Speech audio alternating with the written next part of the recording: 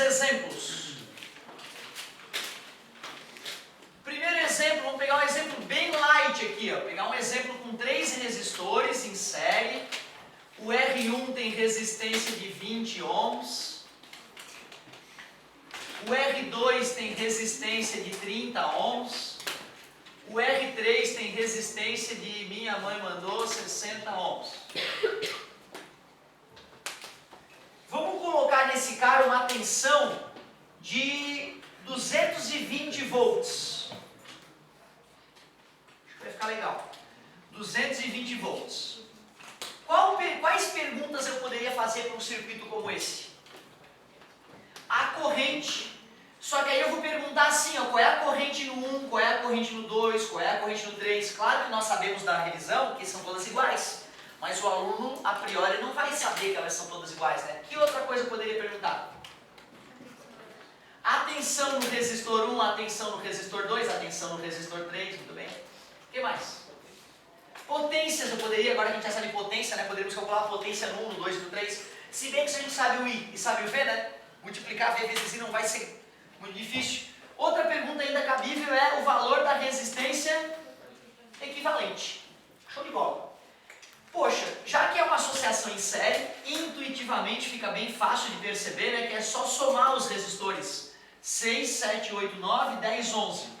110 ohms é o resistor equivalente que recebe 220 volts. Matamos a primeira pergunta, ou a última pergunta, não importa. E agora que eu sei o V e sei o R, eu faço URI. Me acostumando, me acostumando. O U é 220. O R é 110, vamos calcular o I. Está multiplicando, passa dividindo, o que vai dar 2 amperes. E não adianta tu no vestibular, se o cara te perguntar a corrente em cada resistor, tu responder I igual a 2. Ele não vai concluir que o I que tu calculou vale para todos. Tem que deixar claro, tá? Que o I1 é 2 amperes, que o I2 é 2 amperes, que o I3 é 2 amperes. Porque o que é óbvio pra gente, porque a gente já estudou, o corretor não vai te ajudar a completar a prova, né? Então, em questões discursivas, se o cara te perguntar a corrente em cada resistor e tu responde isso, o cara não vai te dar o ponto todo. Porque tu não deixou claro que tu sabe que o I que tu calculou vale para todos. E agora, como é que eu acho o V em cada um deles? Ou U, desculpa, não. Cavalo. O 1 é R1 e 1. O 2 é R2 e 2. O 3 é igual a R3 e 3. Por isso que eu chamo essa equação de fórmula sagrada dos circuitos elétricos. A gente está usando ela 4 vezes no mesmo problema, tá vendo? O R do cara é 20. O I que percorre o cara é 2. Então o 1 deu 40 volts. O 2, o R do cara é 30. A corrente que o percorre é 2. Então o 2 deu 60 volts. O U3 é igual, o R3 é 60. O I3 vale 2. O que dá então... Ah, que mal. Eu queria te perguntar antes de calcular quanto é que seria. Porque pensa, né? Já gastei 40 em cima desse cara. Já gastei 60 volts em cima desse. E o total é 40 com 60 dá 100. Se eu gastei 100 dos 220, tem que ter sobrado? De fato. Legal. Matamos o circuito. Eu brinco, né, que quando a gente calcula o I e o V em todo mundo, morreu o circuito. Não tem mais grandes perguntas a serem feitas. Como o amigo falou, né, poderia pedir as potências. Só que como potência é V vezes I, a resposta já está pronta, né? Por exemplo, no resistor 2, 60 vezes 2, 120 watts. A energia, a potência dissipada por efeito Joule no resistor 2. Legal. Legal, aí tu vê, né? Se fosse 110 volts, a corrente ia cair pela metade, né? Só isso que ia acontecer. Então, em vez de 120, seria 60. Porque o I ia ser um...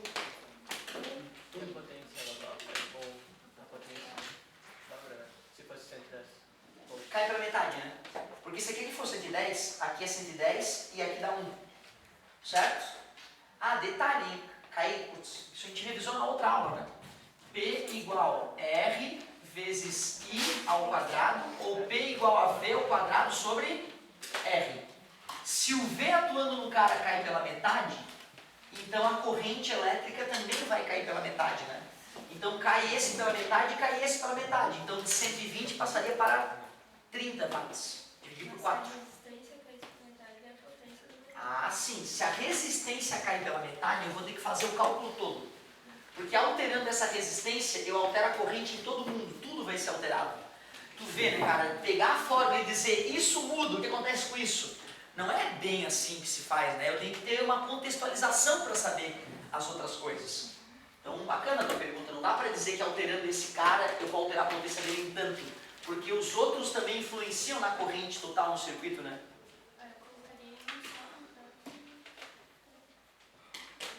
Vamos ver. Tu quer saber o que vai acontecer com a potência desse cara se o valor dele cair pela metade, né? Certo? Eu acabei de demonstrar para vocês que a potência do cara seria V vezes I.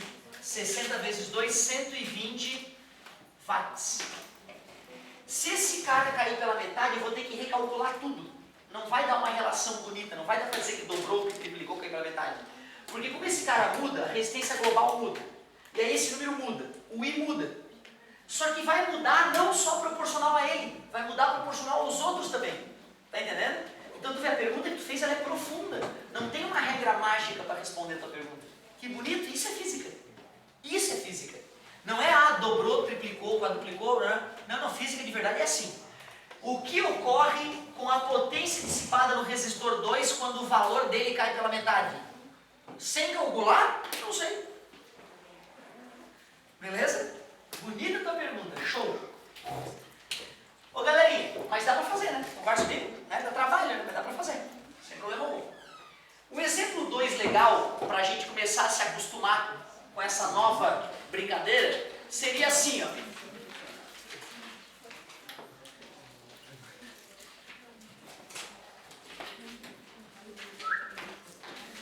Resistor 1, 20 ohms. Vou pegar os do exemplo 2, tá galera? 30 ohms. Resistor 3, 60 ohms.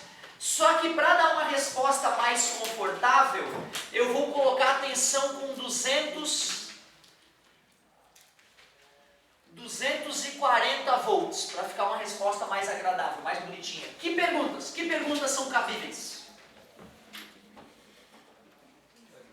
Atenção em cada sujeito, atenção em cada um dos caras, o que mais?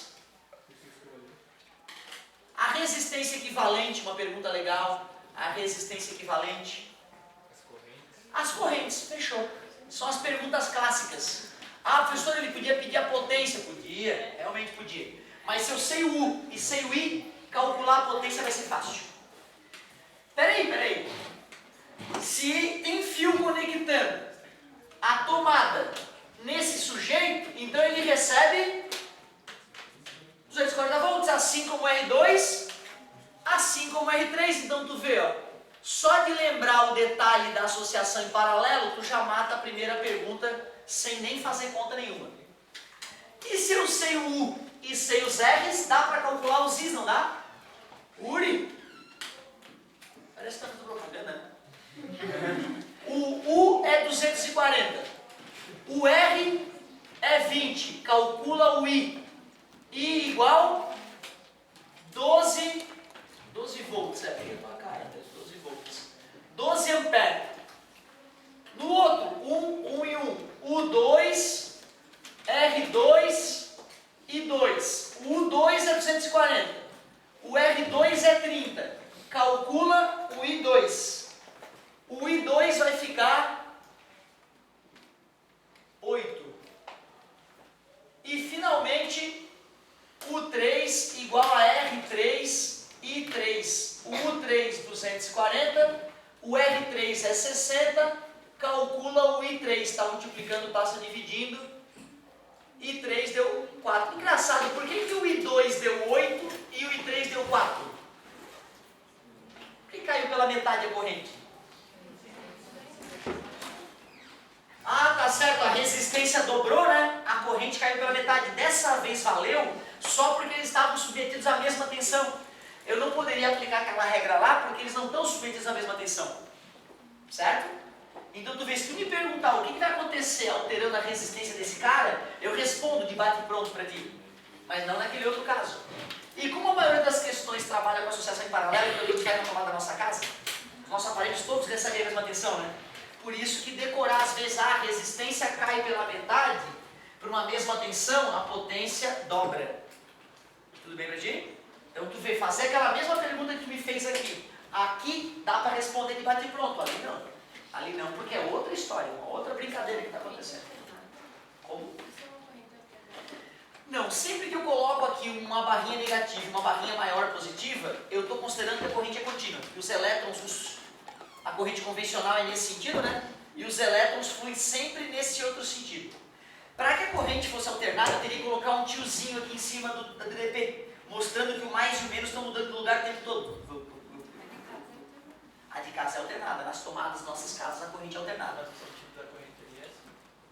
Nesse caso a corrente é assim, né? A convencional, os elétrons vão no sentido oposto. Beleza? Pois é, eu acho que é pelo mesmo motivo que no direito a gente usa uma linguagem rebuscada. Porque tu vê, né? A lei permite que tu seja teu próprio advogado. Tá? Então fez merda, aí vai ter o julgamento, tu pode, não quero advogado nenhum. Eu vou falar com o juiz, vou explicar para ele que eu sou honesto, que eu não fiz nada errado. O problema é que se tu tiver um juiz ou um advogado oposto, mau caráter, o cara vai usar um linguajar tão rebuscado que tu não vai conseguir nem entender o que ele está dizendo. Aí tu não vai ter como argumentar com o cara, porque tu não está falando a mesma língua dele. Tu vê que merda que é a sociedade nesse aspecto, né? E eu acho que os caras continuaram com essa ideia de corrente convencional e corrente verdadeira para só os iniciados na física souberem da verdade. Eu acho que é só uma única explicação, né? Ou para ter uma questão a mais vestibular. Porque não faz sentido, é muita babaquice, né? A gente ter descoberto a verdade e continuar no circuito elétrico do teu aparelho colocando I. Porque se tu pega o circuito elétrico do aparelho hoje, 2015, tu vai lá vai ter um I apontando para o lado errado quando é que a corrente flui. Até hoje isso acontece, então eu acho que é cultural mesmo. Frescura, babaquice. Eu acho que é uma boa explicação para isso. Galerinha, futuramente nós vamos falar mais sobre corrente alternada, tá? Que na verdade, gente, ó, na tua tomada a corrente é alternada. Só que se tu diz que na tua tomada tem 220 volts, tu já está fingindo que é contínua. Porque na verdade, meus amigos, a tensão na tomada das nossas casas, com o passar do tempo, ela vai de mais 310 volts a menos 310 volts, 120 vezes por segundo. É isso que acontece na tomada da tua casa. Se tu botar um aparelho chamado osciloscópio na tomada, tu vai apavorar, porque tu não acredita na tela do osciloscópio, vai começar. Tu vai ter que pausar o osciloscópio para enxergar o que está acontecendo na tomada. Para que mais pessoas possam ser eletricistas sem infartar, a gente mente para os eletricistas dizendo que na tomada de casa a tensão é 220 volts. Isso é uma mentira do caramba. Tua tomada não tem 220 volts nunca. A tensão da tua tomada vai de mais 310 a menos 310 volts, 120 vezes por segundo. É uma doença, é uma senoide o gráfico da tensão na tua tomada. Qual é o eletricista que ia querer ser eletricista sabendo disso? O cara quer ser engenheiro ou o cara quer ser eletricista? Tá entendendo o que eu quero dizer? O cara que é eletricista e sabe a verdade que se passa numa tomada, ele é amarela, ele não é possível, isso é muito doido. É demais pra minha cabeça. Então tu vê, quando eu falo que é 220 volts, eu estou usando um artifício matemático para acalmar a galera. Calma, fica tranquilo, que é como se fosse 220 volts. Sutil, né, cara? Que viagem. É muito mais complexo do que tu imagina a rede elétrica do Brasil. Agora está cheio de engenheiros e técnicos controlando a rede elétrica para poder funcionar. Quando tu liga um chuveiro aqui em Erechim, de onde é que vem a energia elétrica de Erechim? Qual é a usina que produz essa energia? Beleza, RGE, onde é que fica? Hidrelétrica ou termoelétrica? Eu quero saber onde é que é gerada a energia que tu usa na tua... Lá em Florianópolis eu sei que é a Jorge Lacerda, em Tubarão. Eles queimam carvão lá em Tubarão, geram vapor d'água, faz uma turbina girar, então eu sei onde é que vem a energia lá da minha região. Vocês sabem qual é a usina que produz essa energia? Isso é gravíssimo. Eu vou me informar, eu não sou. Como? E tá? Ou machadinho, que são represas, são hidrelétricas. Show, eu queria saber.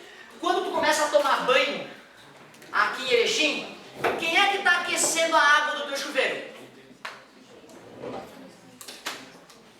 Quem é o responsável por aquecer a água do teu chuveiro? É a água que está caindo na represa lá na puta que pariu, cara. E quando tu liga o teu chuveiro, tem que cair mais água com mais força na turbina. Tu imagina quando nós todos começamos a ligar os nossos chuveiros à noite para tomar banho? Se não tiver um técnico liberando mais água na represa, para tudo, cara.